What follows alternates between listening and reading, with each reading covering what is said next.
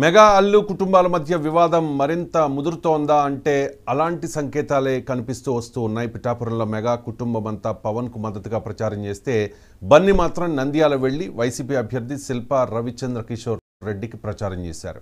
దీంతో అప్పట్లో mega fans జన సైనికులు అల్లు అర్జున్పై విరుచుకుపడ్డారు. పుష్ప 2 సినిమాను బాయ్కాట్ చేస్తామని బన్నీకి స్ట్రాంగ్ వార్నింగ్ కూడా ఇచ్చారు.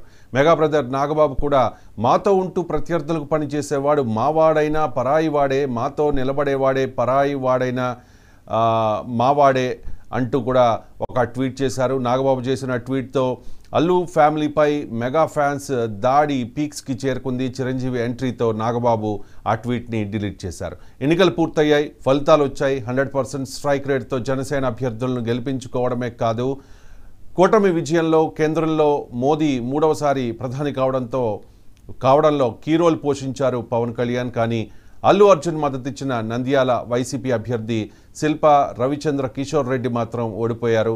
తాజాగా డిప్యూటీ సీఎం హోదాలో కర్ణాటకలో పర్యటించిన పవన్ కళ్యాణ్ అన్యాపదేశంగానో ఉద్దేశపూర్వకంగానో చేసిన ఒక కామెంట్ మళ్లీ వివాదాస్పదమైంది. హీరో అంటే అడవుల్ని కాపాడేవాడు, కానీ అడవుల్ని ధ్వంసం చేసేవాడు హీరో కాదు అంటూ బన్నీకి తగిలేలా కామెంట్ చేశారు పవన్ కళ్యాణ్. దీంతో మరోసారి మెగా అల్లు ఫ్యాన్స్ మధ్య సోషల్ మీడియాలో వార్ స్టార్ట్ అయింది.